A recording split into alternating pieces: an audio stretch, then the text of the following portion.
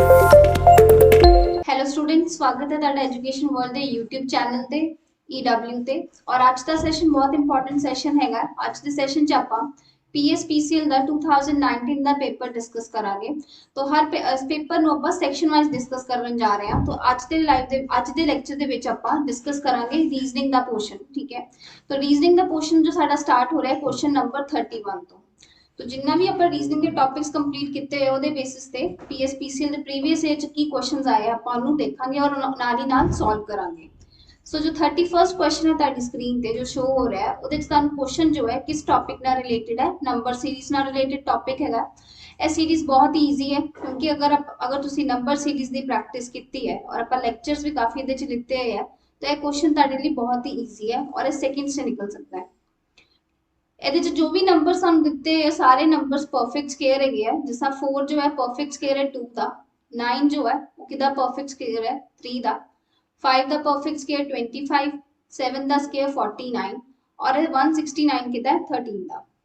ਹੁਣ 2 3 5 7 ਤੇ 13 ਇਹ ਨੰਬਰਸ ਜੋ ਹੈ ਕੰਬੀਨੇਸ਼ਨ ਬਣਾਉਂਦੇ ਆ। ਸਾਰੇ ਨੰਬਰਸ ਕੀ ਹੈਗੇ ਪ੍ਰਾਈਮ ਨੰਬਰਸ ਹੈ। ਠੀਕ ਹੈ, ਸਾਡੇ ਪ੍ਰਾਈਮ ਨੰਬਰਸ ਕਿੱਥੋਂ ਸਟਾਰਟ ਹੁੰਦੇ 2 ਤੋਂ, 2 ਤੋਂ ਬਾਅਦ ਅਗਲਾ ਪ੍ਰਾइम नंबर 3, 3 ਤੋਂ ਬਾਅਦ 5, 5 ਤੋਂ ਬਾਅਦ 7, तो 7 ਤੋਂ ਬਾਅਦ ਅਗਲਾ ਪ੍ਰਾइम नंबर ਕੀ ਆਂਦਾ ਹੈ 11 ਆਂਦਾ ਹੈ। ਠੀਕ ਹੈ, 11 ਪ੍ਰਾइम नंबर ਹੋਏਗਾ तो 11 ਦਾ ਸਕੁਅਰ ਇੱਥੇ ਆਏਗਾ 121। तो इस क्वेश्चन ਲਈ ਸਾਡਾ ਆਨਸਰ ਕੀ ਆਏਗਾ ਫਰਸਟ ਆਪਸ਼ਨ। ਠੀਕ ਹੈ, तो ਇਹ ਨੰਬਰ ਸੀਰੀਜ਼ ਦਾ ਬਹੁਤ ਈਜ਼ੀ ਕੁਐਸਚਨ ਸੀ। ਉਸ ਤੋਂ ਬਾਅਦ ਆਪਾਂ ਮੂਵ ਕਰਦੇ ਹਾਂ ਆਪਣੇ ਕੁਐਸਚਨ ਨੰਬਰ 32 ਤੇ। ਹੁਣ 32 क्वेश्चन च ਤੁਹਾਨੂੰ वर्ड्स ਦਿੱਤੇ ਗਏ ਹੈ ਇਹਨਾਂ वर्ड्स ਨੂੰ ਤੁਸੀਂ ਡਿਕਸ਼ਨਰੀ ਆਰਡਰ ਚ, ਜਿਸ ਆਪਾਂ ਡਿਕਸ਼ਨਰੀ ਚੈੱਕ ਕਰਦੇ ਹਾਂ ਉਸ ਆਰਡਰ ਚ ਲਗਾਉਣਾ ਹੈ और उस ऑर्डर च लगा के सानू दसना है कि मिडल च तुहानू 5 वर्ड्स दिते है। दैट मीनस कि तुहानू देखना है कि तीसरे नंबर ते केड़ा वर्ड आएगा। डिक्शनरी ऑर्डर च आपां सब तो पहले इन्हां दे पहले अल्फाबेट्स कंपेयर करते हैं।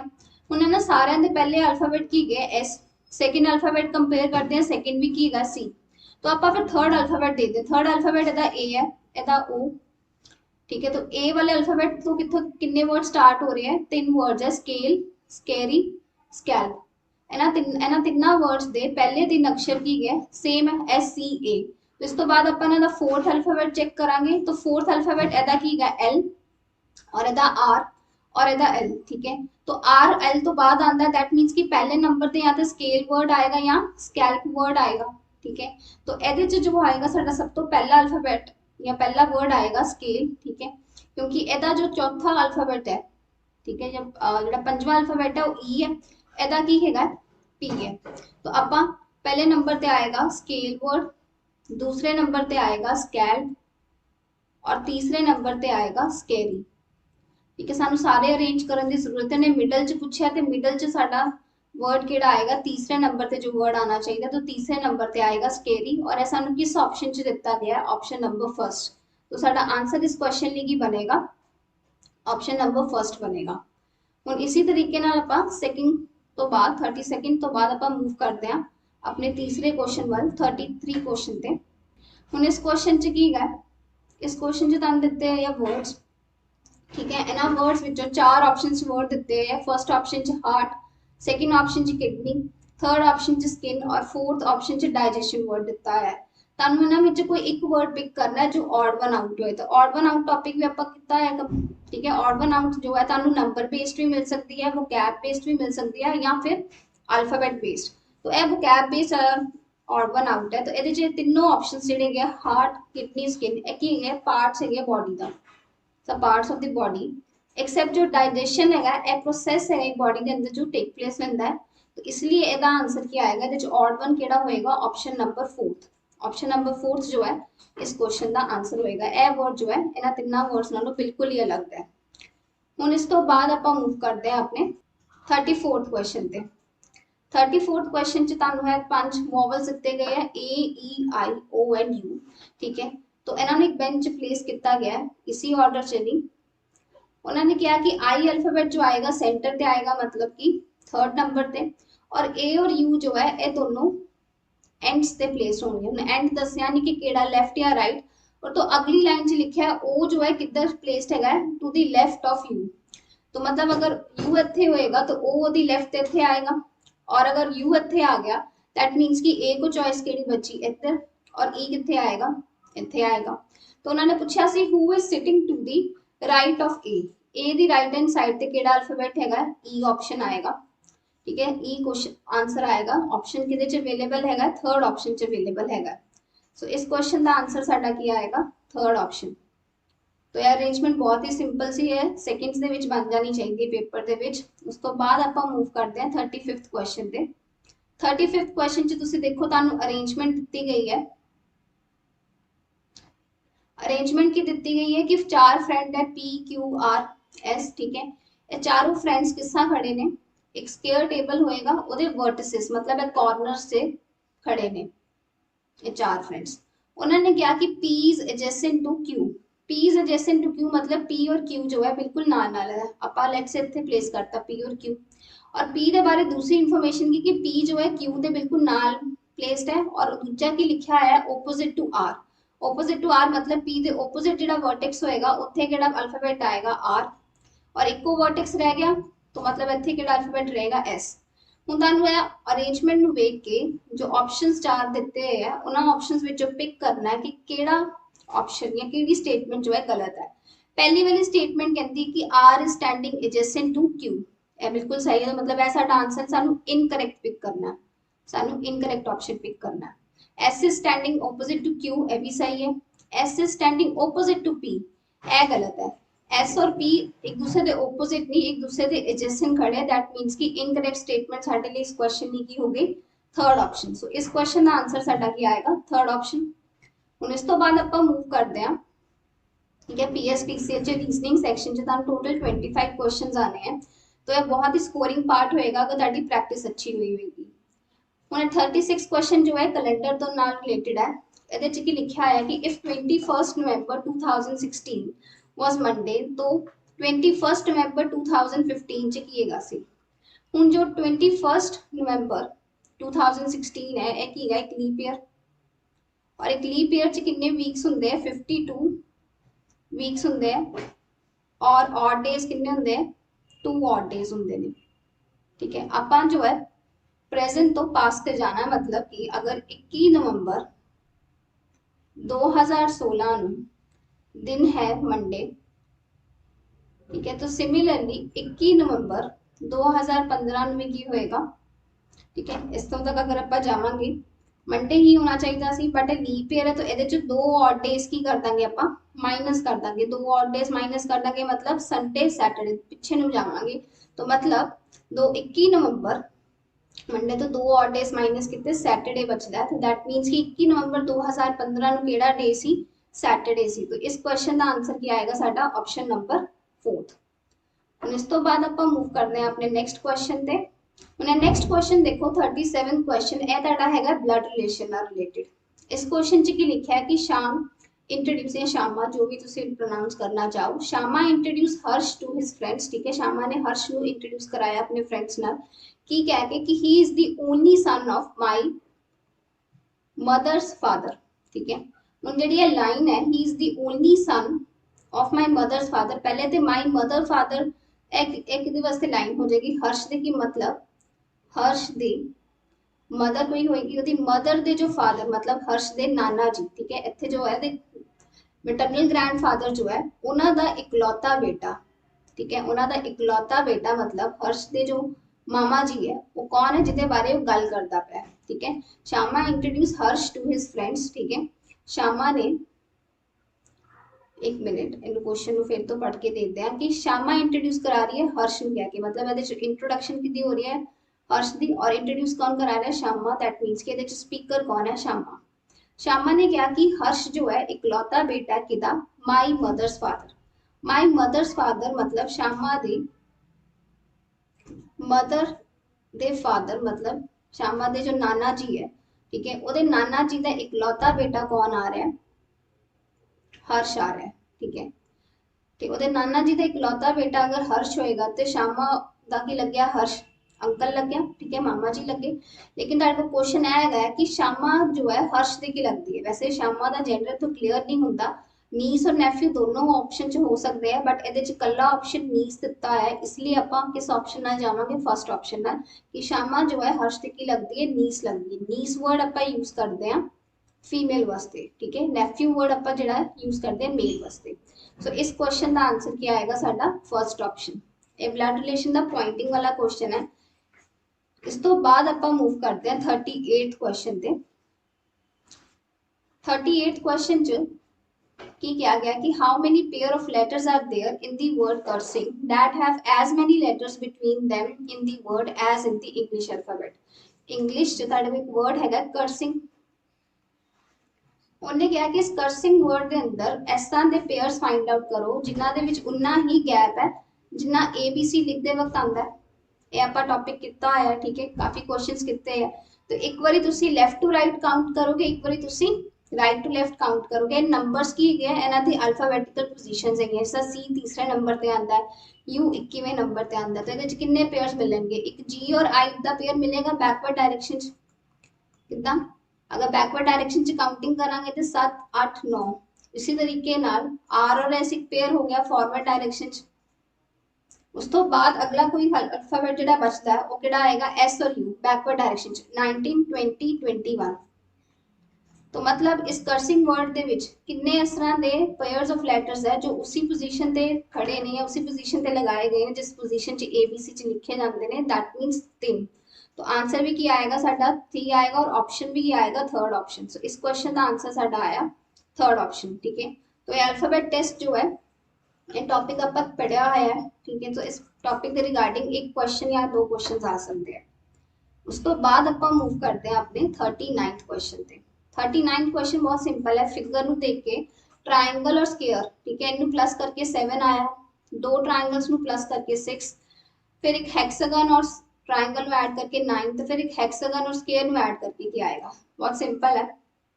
ट्रायंगल च कितनी साइड्स होंगी? 3 और स्क्वायर च कितनी साइड्स होंगी? 4। तो 3 + 4 कितना हो गया? 7। फिर उसी तरीके नाल अगली फिगर च दो ट्रायंगल्स दिते हैं, दोनों ट्रायंगल च 3 साइड्स होंगी। 3 + 3 कितना हो जाएगा? 6। फिर उसी तरीके ना हेक्सागन, हेक्सागन च कितनी साइड्स है? 6 और ट्रायंगल च कितनी 3। तो 6 + 3 कितना हो गया? 9। तो आप आंसर बनाना है चौथी फिगर का। तो ये हेक्सागन दी कितनी साइड्स है? 6 और स्क्वायर दी कितनी 4। तो 6 + 4 कितना हो गया? 10। तो इन्हां दा सम क्या आएगा? 10। सो ए क्वेश्चन दा ऑप्शन सानू किस ऑप्शन च मिलता हैगा? फोर्थ ऑप्शन च। तो इस क्वेश्चन का साडा आंसर क्या आएगा? फोर्थ ऑप्शन आएगा। हुण इसी तरीके नाल आपां मूव करते हैं अपने नेक्स्ट क्वेश्चन ते 40th क्वेश्चन ते। ਹੁਣ 40th क्वेश्चन करन तो पहला अगर आप डायरेक्शन ध्यान नाल पढ़ लिए, ठीक है, एस सिलोजिज्म या स्टेटमेंट एंड कंक्लूजन ना मिलता टॉपिक है, बट इनू कुछ अलग तरीके ना पूछा गया। उन्हें बोला कि 6 स्टेटमेंट्स तानू दित्तियां गईयां। 6 statements are followed by options combinations of any 3 of the given sentences. Select the option in which combinations are logically related. मतलब 6 स्टेटमेंट्स दित्तियां तानू है ना ऑप्शन विचों, ठीक है, कुछ 3 स्टेटमेंट्स नू देखना है जो लॉजिकली रिलेट करे।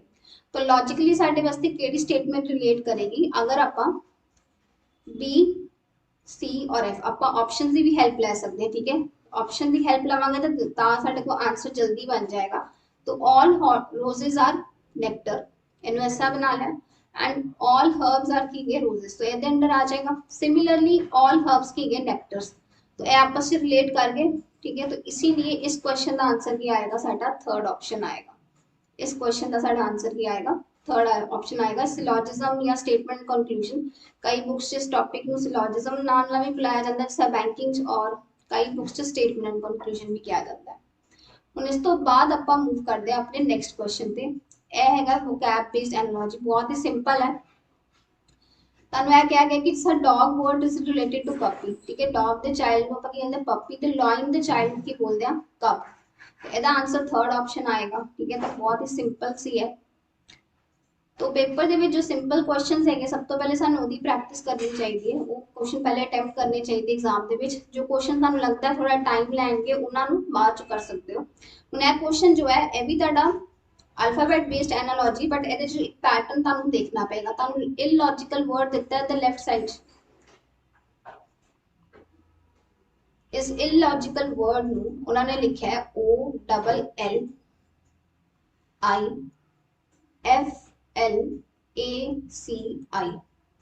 ठीक है। ਹੁਣ ਇਹਦੇ ਚ ਤੁਹਾਨੂੰ देख के पता लगता है कि वर्ड्स ਨੂੰ सिर्फ जो है अल्फाबेट्स ਨੂੰ बस थोड़ा ਜਿਹਾ रीअरेंज ਕੀਤਾ ਗਿਆ। जिस तरह ओ ਨੂੰ ਇਸ ਤੇ क्रॉस मल्टीप्लाई करके ऐसा लिखता, एल ਨੂੰ और एल ਨੂੰ भी डायगोनली एक्सचेंज करता। सिमिलरली क्योंकि ਇਹਦੇ ਚ टोटल अक्षर कितने हैं, अगर इलॉजिकल वर्ड च देखिए तो 1 2 3 4 5 6 7 8 9 9 अल्फाबेट्स हैं। तो तकरीबन ऑड नंबर ऑफ अल्फाबेट्स च की पैटर्न लगाया जाता है कि मिड वाले का कोड सामने लिखा आता है, जी का कोड की लिखा है एफ, मतलब उस तो एक पहला अक्षर जो आता है -1, और बाकियां च सिर्फ रीअरेंज किया, आई नूं इधर अरेंज किया, एल नूं इधर, सी और ए दी सीट्स आपस में इंटरचेंज करती। ਹੁਣ इसी पैटर्न ਨੂੰ देखते हुए सानू आंसर किस वर्ड का बनाना है, प्रैक्टिकम वर्ड दिता है क्वेश्चन के अंदर, सानू वर्ड दिता है प्रैक्टिकम। ਹੁਣ यही पैटर्न लगावांगे 1 2 3 4 5 6 7 8 9, तो ਇਹਦੇ ਚ मिड वाला केड़ा अक्षर होएगा टी, तो टी तो पहले केड़ा आंदा साडे को, टी तो पहले आंदा साडे को एस, ठीक है, टी तो पहले एस आंदा -1, जिस उत्थे पैटर्न लगाया सी। बाकी सारे कोई ऐड नहीं करना, आपा बस रीअरेंज करना, मतलब सी जो है इत्थे आ जाएगा, पी इत्थे चौथे नंबर ते, आर थर्ड नंबर ते हो जाएगा और ए सेकंड नंबर ते, मतलब सी ए आर टी एस। और सिमिलरली इधर जेडे लास्ट 4 अक्षर बचते हैं इन्होंने भी ऐसे डायगोनली एक्सचेंज करेंगे, आई इधर आ जाएगा एम, फिर इस तो बाद सी और इस तो बाद यू, ताड़ा कंबीनेशन की बनया C A R P S M U C I. Combination ध्यान नाल अगर आप मैच करिए तो किस ऑप्शन ना मैच करता है, C A R P S M U C I, मतलब थर्ड ऑप्शन नहीं। तो साडा आंसर जो आएगा इस क्वेश्चन में क्या आएगा, थर्ड ऑप्शन आएगा। हुण इस तो बाद आप मूव करते हैं अपने 43rd क्वेश्चन पे। 43rd क्वेश्चन च सानू की दिता गया है, 43rd क्वेश्चन च सानू दिता गया है कि which among the following option is the fourth letter to the left of the 10th letter from the left in the forward series of English alphabet। Question अगर आप समझिए ध्यान नाल तो ए तो लैके ए बी सी लिखांगे अगर फॉरवर्ड डायरेक्शन च ए टू जेड, ठीक है, आप पूरी ए बी सी नहीं लिखांगे इत्थे। अगर तुसी अल्फाबेटिकल सीरीज वाला लेक्चर लगाया है तो दसिया सी जदों भी इस तरह का क्वेश्चन मिले तो आपां इहनूं रिवर्स च पढ़ना है, मतलब from the left hand, left side तो पहले तुसी 10th अल्फाबेट देखना, फिर उहदी ही लेफ्ट साइड ते जाके तुसी किन्नवां अल्फाबेट देखना, चौथा, और जो तुहाडा चौथा अल्फाबेट होएगा वही आंसर होएगा। मगर सानू डबल काउंटिंग करने की लोड़ नहीं गी, सीधा जो लेफ्ट जाके फिर लेफ्ट ही जाना तो अपन नंबर्स नूं की कर देने, सीधा सबट्रैक्ट कर देने, 10 विचों 4 माइनस किते 6, तो ए बी सी च 6वें नंबर ते केड़ा अक्षर आंदा है, एफ आंदा, तो मतलब साडा आंसर 43rd क्वेश्चन की होएगा चौथा ऑप्शन, ठीक है, 43rd क्वेश्चन की साडा आंसर की होएगा चौथा ऑप्शन। हुण इस तो बाद आपां मूव करते हैं अपने नेक्स्ट क्वेश्चन ते। नेक्स्ट क्वेश्चन च आपां एंगल फाइंड आउट करना है between the hour hand and minute hand. इहदे वास्ते एक फॉर्मूला लगना है 11/2 into M minus 30 into H. इहदे च एम की है मिनट्स और एच की है आर। 9:30 अगर लिखे थे अगर 7:30, तो इहदे च आर की हो गया 7 और इहदे च मिनट की हो गया 30।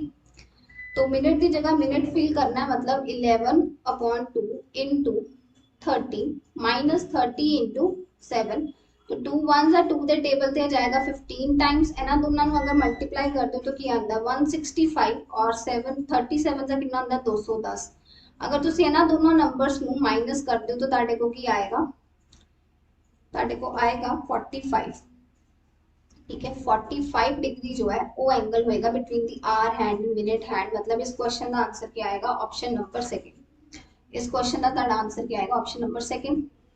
हुण इस तो बाद नेक्स्ट 45th क्वेश्चन पे मूव करते हैं कि read the given statement and conclusion, ठीक है, ये ताड़ा स्टेटमेंट एंड कंक्लूजन टॉपिक तो हो गया, मतलब सिंपली तुहानूं इस दो स्टेटमेंट्स तीन स्टेटमेंट्स इतने आई हैं, इनू वेन डायग्राम च कन्वर्ट करके फिर देखना है कि नीचे जेडे 4 कंक्लूजन पूछे हुए हैं उन्हां चों केड़ा कंक्लूजन फॉलो होएगा, फिर जेडे फॉलो होणगे वो कंबीनेशन अपना ऑप्शन विचों फाइंड आउट करना है। सब तो पहले वेन डायग्राम च किसका कन्वर्ट होएगा, ऑल लिपस्टिक्स आर मेकअप, तो आपां लिपस्टिक्स लिए एल वर्ड यूज कर लिया, मेकअप लिए एम, और all makeup are beauty products, इनू ऐसा रिप्रेजेंट कर लिया, 3 कंसेंट्रिक सर्कल बन जाएंगे, और इन्हें लास्ट बोलिया ऑल ब्यूटी प्रोडक्ट्स की है स्किन केयर, ठीक है। हुण इनू लैके साडा पहला कंक्लूजन की है, all makeup are skin care, बिल्कुल सही, क्योंकि अगर इस तीनों सर्कल्स किस सर्कल ਦੇ ਵਿੱਚ ਹੈ स्किन केयर ਦੇ ਵਿਚਕਾਰ है तो दैट मींस कि all makeup are skin care, ਇਹ ਬਿਲਕੁਲ ਸਹੀ ਹੋਏਗਾ। फिर लिखा all beauty products are lipstick, ਇਹ गलत है क्योंकि ਆਪਾਂ ਇਹ ਕਹਿ ਸਕਦੇ ਹਾਂ ब्यूटी प्रोडक्ट ਦਾ अगर ਇਹ सर्कल हैगा तो लिपस्टिक वाला पोर्शन और ब्यूटी प्रोडक्ट वाला पोर्शन कॉमन है। कुछ पोर्शन कह सकते हैं ਆਪਾਂ सम बारे कह सकते हैं लेकिन ऑल बारे ਆਪਾਂ नहीं श्योर, ऑल ਵਿੱਚ ਆਪਾਂ ਇਹ ਪਾर्ट भी गिनते हैं तो ऑल बारे नहीं श्योर तो मतलब ਇਹ पार्ट नहीं गिन होएगा। फिर लिखा all lipsticks are skin care, ये सही है। फिर ऑल स्किन आर मेकअप, ये भी गलत है। तो साडा कंबीनेशन बनया only conclusion A and C follow, और यह कंबीनेशन सानू चार दिते हुए ऑप्शंस विचों किदे नाल मैच करता है फर्स्ट ऑप्शन नाल। तो साडा आंसर की होएगा इस क्वेश्चन दी, साडा आंसर होएगा इस क्वेश्चन दी फर्स्ट ऑप्शन। ठीक है, तो ये सिलॉजिज्म दा या स्टेटमेंट कंक्लूजन दा बहुत ही सिंपल क्वेश्चन सी, डायरेक्ट क्वेश्चन सी, कोई नेगेटिव स्टेटमेंट नहीं दित्ती, कोई नेगेटिव कंक्लूजन नहीं दिता है, चेक कर। ਹੁਣ ਇਸ ਤੋਂ ਬਾਅਦ ਉਹਨਾਂ ਨੇ ਤੁਹਾਡੇ ਕੋਲ ਨੈਕਸਟ ਕੁਐਸਚਨ ਜੋ ਹੈ ਕੈਲੰਡਰ ਤੇ ਬੇਸਡ ਕੁਐਸਚਨ ਹੈ 46 ਕੁਐਸਚਨ। ਹੁਣ 46 ਕੁਐਸਚਨ ਜੋ ਕਿ ਪੁੱਛਦੇ ਪਏ ਅਗਰ ਅੱਜ ਵੈਡਨਸਡੇ ਹੈ ਤਾਂ ਆਫਟਰ 51 ਡੇਜ਼, ਠੀਕ ਹੈ 51 ਡੇਜ਼ ਬਾਅਦ ਕਿਹੜਾ ਦਿਨ ਹੋਏਗਾ। ਹੁਣ ਸਾਨੂੰ ਪਤਾ ਹੈ ਕਿ ਇੱਕ ਵੀਕ ਚ ਕਿੰਨੇ ਡੇਜ਼ ਹੁੰਦੇ ਆ 7 ਡੇਜ਼, ਸਾਡੇ ਕੋਲ ਟੋਟਲ ਡੇਜ਼ ਕਿੰਨੇ ਹੈਗੇ ਆ 51। तो 51 ਨੂੰ अगर 7 ਨਾਲ डिवाइड करिए तो साढ़े को पूरे वीक्स कितने निकल के आते हैं 7 वीक्स होंगे और तो एक्स्ट्रा 2 दिन केड़े 2 ऑड डेज हो गए। तो मतलब है पूरे 7 वीक तक तो वेडनेसडे चलेगा, वेडनेसडे के बाद अगले 2 दिन की आएगा मतलब थर्सडे एंड फ्राइडे। मतलब 51 डे बाद साढ़े को केड़ा डे होएगा फ्राइडे होएगा। मतलब इस क्वेश्चन का आंसर क्या आएगा ऑप्शन नंबर 1। इस क्वेश्चन का साडा आंसर आएगा ऑप्शन नंबर 1। एक कैलेंडर ते बहुत ही सिंपल क्वेश्चन पूछा आया सी। हुण उस तो बाद नेक्स्ट क्वेश्चन है फिर तो ब्लड रिलेशन तो रिलेटेड है, क्वेश्चन नंबर 47। ਇਹਦੇ ਚ ਕੀ ਪੁੱਛਿਆ ਹੈ कि looking at a picture in a album, ठीक है एक फोटो जो है एल्बम च देख के आस्था ने की किया कि आस्था ने कहा कि जो पिक्चर च पर्सन हैगा ਉਹਨੂੰ ਹੀ ਨੇ ਡਿਨੋਟ ਕਰਤਾ ਕੀਤਾ ਉਹਨੇ ਕਿਹਾ कि ਇੱਥੇ जो पर्सन है मैन मैन वर्ड ਨਾਲ ਡਿਨੋਟ ਕਰ ਲੈਣੇ ਆ ਕਿਹਦਾ ਬ੍ਰਦਰ ਹੈਗਾ, ਇਹ ਬ੍ਰਦਰ ਹੈਗਾ ऑफ माय फादर्स डॉटर। ठीक है, मतलब मेरे फादर दी डॉटर ए कौन हो जाएगी, कौन बोलता पे आस्था। तो आस्था दे फादर दी डॉटर कौन हुई, आस्था ही हुई। तो जिदी फोटो वाल देख के गल करती पी आस्था वो कौन है, ओदा ब्रदर है। तो उन्होंने पूछा सी how is he related to Aastha, he दा की रिलेशन है आस्था नाल ब्रदर दा। अगर मान लो कि आस्था ते कोई होर भी सिस्टर होंदी तां भी उन्हें की लगना सी ना दा ब्रदर ही लगना सी। ठीक है, तो यह क्वेश्चन जो है बहुत ही सिंपल सी, वर्बली हो जाना है, जैसे डायग्राम ज्यादा बनाने की जरूरत नहीं हैगी। ਹੁਣ ਇਸ ਤੋਂ ਬਾਅਦ ਆਪਾਂ मूव करते हैं नेक्स्ट क्वेश्चन ਤੇ मिसिंग नंबर सीरीज ਤੋਂ सेकंड क्वेश्चन है। 2 क्वेश्चन आए इस पेपर ਦੇ ਵਿੱਚ, तो पहला सीरीज में ऐसा लिख ਲੈਣੇ ਆਪਾਂ और फिर ਇਹਨਾਂ ਦੇ ਵਿੱਚ डिफरेंस देखते हैं। ਇਹਨਾਂ ਚ ਕਿੰਨਾ ਐਡ ਕਰਨਾ ਪਏਗਾ 11, 23 ਵਿੱਚ ਵੀ 11 ਐਡ ਕਰਾਂਗੇ 34, 56 ਦੇ ਵਿੱਚ ਵੀ 11 ਐਡ ਕੀਤੇ 67। मतलब बहुत ही सिंपल क्वेश्चन से मिसिंग नंबर सीरीज का, तो कंटिन्यूसली सिर्फ 11 ऐड होना, तो 34 विच 11 ऐड करके मेरे को की आना सी 45। तो मिसिंग टर्म इस क्वेश्चन ने की बनना सी मेरा, मिसिंग टर्म मेरा इस क्वेश्चन ने बनना सी सेकंड ऑप्शन। हुण इस तो बाद आपां मूव करते हैं 49th क्वेश्चन ते। 49th क्वेश्चन च की दिता है तुहानूं रॉन्ग नंबर सीरीज। ठीक है, नंबर दिते ना विच कोई एक नंबर है जो की हैगा रॉन्ग है। तो आप रॉन्ग नंबर सीरीज भी सारे टॉपिक अब अपने लेक्चर्स लाइव लेक्चर्स भी रिकॉर्डेड लेक्चर्स कंप्लीट किया हुआ है। तो अगर किसी स्टूडेंट किसी भी तरीके का डाउट है तो आप प्ले लिस्ट जाके ना लेक्चर्स को टॉपिक वाइज फॉलो कर सकते हो या देख सकते हो। नेक्स्ट है कि इस आप रॉन्ग नंबर फाइंड आउट करना है, तो 1 + 4 5, 4 विच कितना ऐड करांगे 5 विच कितना ऐड करांगे कि 11 आएगा 6। इन्हां दोनों नंबर का डिफरेंस की 8, एदा 10 और एदा की 12। तो खुद ही पता लग गया कि कॉन्जिक्यूटिव इवन नंबर्स ऐड होते पे 4, 6, 8, 10, 12। तो 12 तो बाद अगला इवन नंबर केड़ा हुंदा 14। तो मतलब 41 विच 14 ऐड होके साडे को आना चाहिदा सी 55 ना कि 56। तो इहदे च रॉन्ग नंबर फाइंड आउट करना सी, तो रॉन्ग नंबर इस क्वेश्चन दा की होएगा 4th ऑप्शन। रॉन्ग नंबर इस क्वेश्चन दा हो गया साडा 4था ऑप्शन। हुण इस तो बाद आपां मूव करते हैं अपने 50th क्वेश्चन ते। 50th क्वेश्चन च दिता है कि विराट वर्ड जो है उन्होंने लिखा है 5, 18, 9, 26 और 7। अगर तुहानू ओपोजिट पेयर वाला कंसैप्ट याद है कोडिंग डिकोडिंग का, तो यह क्वेश्चन तुहाडे लिए बहुत सिंपल है। बिल्कुल तुहानू टाइम वेस्ट करने की जरूरत नहीं ऊपर नीचे, क्योंकि ए के अगे 26 लिखा है, तो ए का ओपोजिट पेयर होंदा है Z नाल। Z दी लिखण दी बजाय उन्हें उहदा नंबर लिखा 26। सिमिलरली टी का ओपोजिट पेयर होंदा है G का नंबर की होंदा 7, तो उन्हें G की जगह 7 लिखता। R का ओपोजिट पेयर होंदा है I की अल्फाबेटिकल पोजीशन की होंदी 9। सिमिलरली I का ओपोजिट पेयर होंदा है R का नंबर की होंदा है 18। सिमिलरली B का ओपोजिट पेयर होंदा है E का नंबर होंदा है 5। तो तुहानू पैटर्न समझ आ गया। पैटर्न की है ओपोजिट पेयर्स जो है उन्हां दी बजाय वो अल्फाबेट लिखण दी बजाय उन्हां दे नंबर्स लिखने हैं। ठीक है, तो ओपोजिट पेयर वाला कंसैप्ट जो है पैटर्न वाले कोडिंग डिकोडिंग च काफी बारी यूज होंदा है। तो इत्थे भी यूज होया बट थोड़ा या अलग तरीके ना, थोड़ा ट्विस्टेड फॉर्म च यूज होया। तो के दा ओपोजिट पेयर होंदा है P, बट P दी अल्फाबेटिकल पोजीशन लिखांगे। P दी अल्फाबेटिकल पोजीशन होंदी है 16। ठीक है, तो 16 आएगा। डॉट ओ दा ऑपोजिट पेयर होंदा है L दी अल्फाबेटिकल पोजीशन की होंदी है 12 है। नंबर्स याद होने चाहिए, ऐ ना होए कि L दी पोजीशन 12 है तुसी किते 13 लिखो। ठीक है, ऑप्शन। फिर उस तो बाद H दा ऑपोजिट पेयर होंदा है S नाल। S दी अल्फाबेटिकल पोजीशन होंदी है 19। फिर उस तो बाद L दा ऑपोजिट पेयर O हैगा, हुणे इत्थे लिखिया O दा नंबर कितना होंदा है 15। और I दा ऑपोजिट पेयर होंदा है R। ठीक है, I दा ऑपोजिट पेयर होंदा है R दा नंबर कितना होंदा है 18।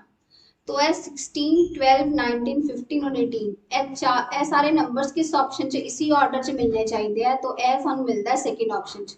तो इसीलिए इस क्वेश्चन का आंसर क्या आएगा साडा, इस क्वेश्चन का आंसर आएगा 50th क्वेश्चन का साडा आंसर आएगा सेकंड ऑप्शन।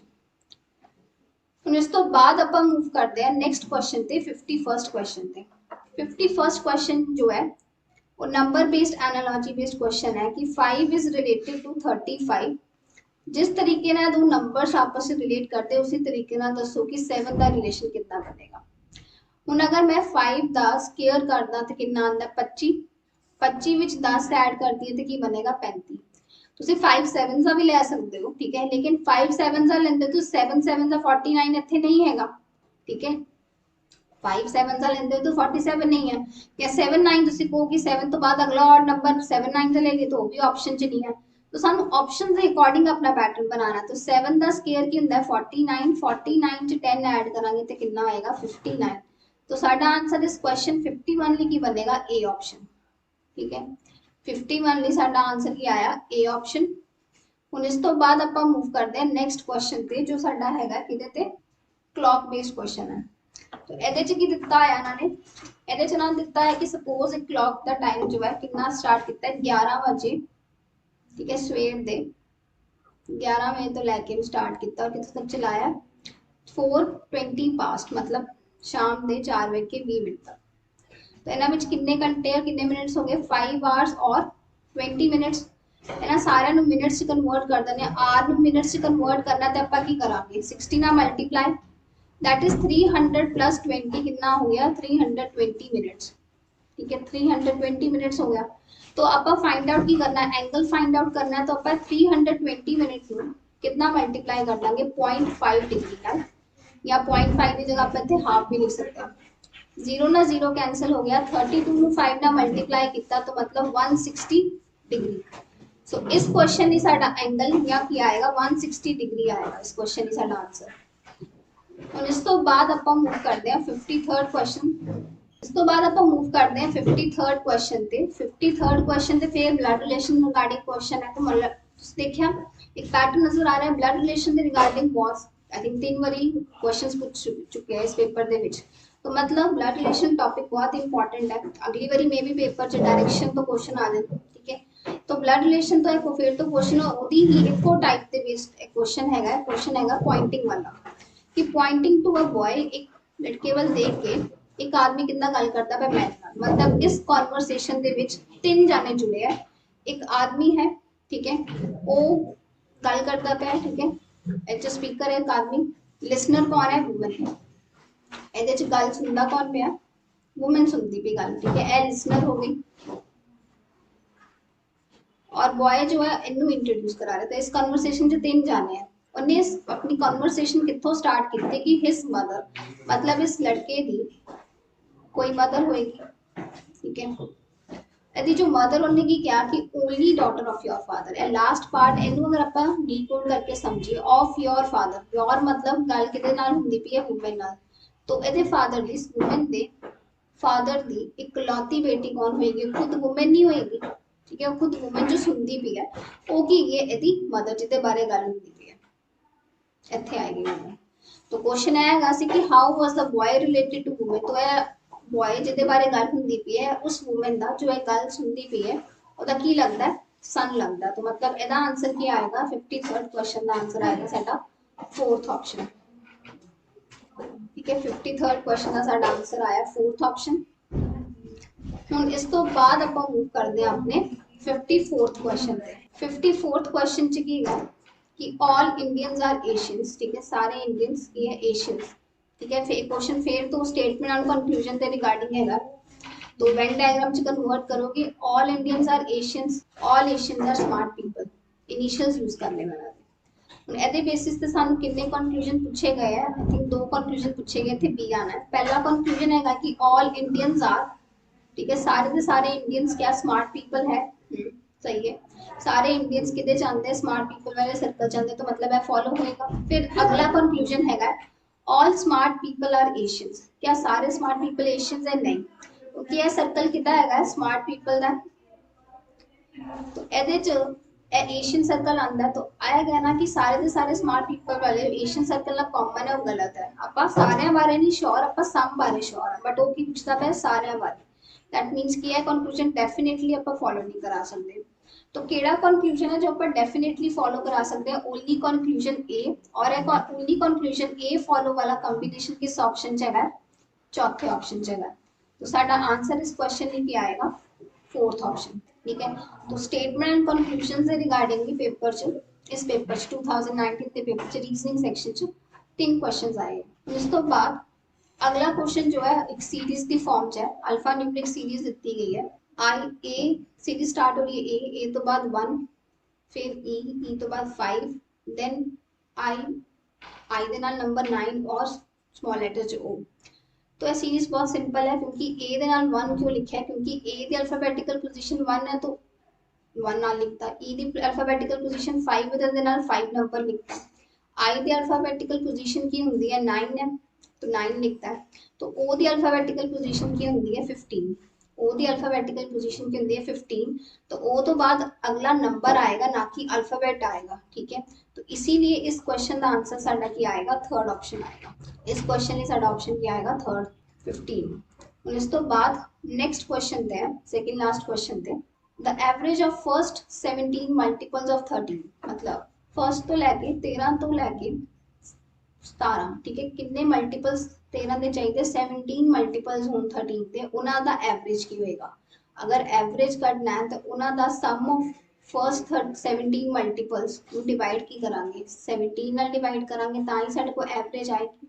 ਹੁਣ ਇੱਥੇ ਕਨਸੈਪਟ ਲੱਗ ਸਕਦਾ ਹੈ, ਠੀਕ ਹੈ। क्वेश्चन जो है रीजनिंग सेक्शन ਚ ਉਹਨਾਂ ਨੇ ਥੋੜਾ ਜਿਹਾ ਮੈਥਸ ਦਾ ਪੁੱਛ ਲਿਆ, तो ਇਹਦੇ ਚ ਨੰਬਰ ਆਫ ਟਰਮਸ ਕੀ ਹੈਗੀਆਂ ਤੁਹਾਡੇ ਕੋਲ 17 टोटल।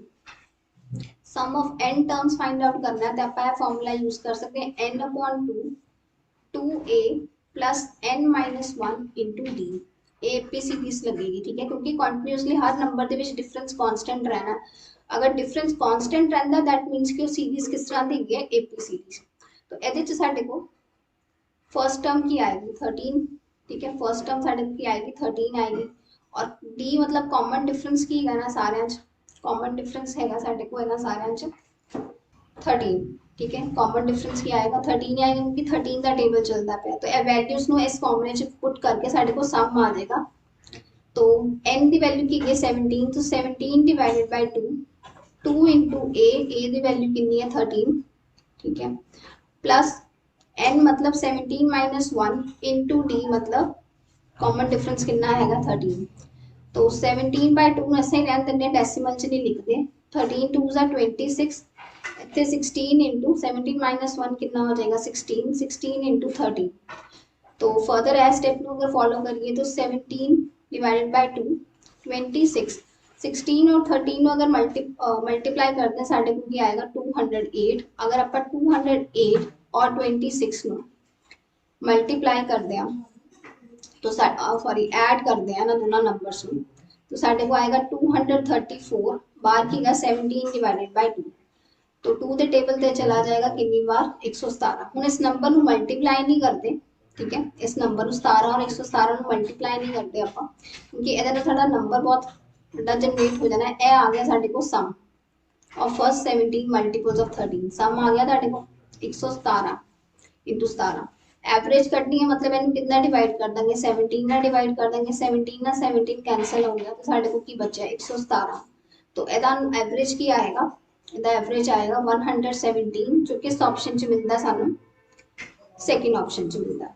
ठीक है, तो ਇਹ क्वेश्चन जो है रीजनिंग सेक्शन ਚ आ गया है, मैथ्स ਦਾ ਸੀ कोई ਗੱਲ नहीं। एपी सीरीज अगर ਤੁਸੀਂ पढ़ी होगी बेसिक 9th 10th ਚ, तो एपी सीरीज का सिंपल जिहा फॉर्मूला यूज होना सी, एवरेज का कंसेप्ट तुहानू पता है, ठीक है, sum of all observation divided by number of observations. हुण इस तो बाद आपां मूव करते हैं अज दे साडे लास्ट सेशन, ठीक है। लास्ट क्वेश्चन हैगा रीजनिंग दा, है 57 क्वेश्चन जो पीएसपीसीएल दा पेपर च आपां पढ़िया सी। हुण इस क्वेश्चन जो है किस टॉपिक नाल रिलेटेड हैगा, मिसिंग नंबर पैटर्न, ठीक है। इहदे च फिगर दे अंदर टेबल दे अंदर नंबर्स इंबेडेड किते है, ठीक है। इहदे च तुहाडे कोल 3 कॉलम्स और 3 रोज है और इतने नंबर एक मिसिंग है, वास्ते 4 ऑप्शन दिते गए हैं। First option 45, second option 32, third option 38, fourth option 41। तो पैटर्न की है, कॉलम वाइज लगेगा कि रो वाइज।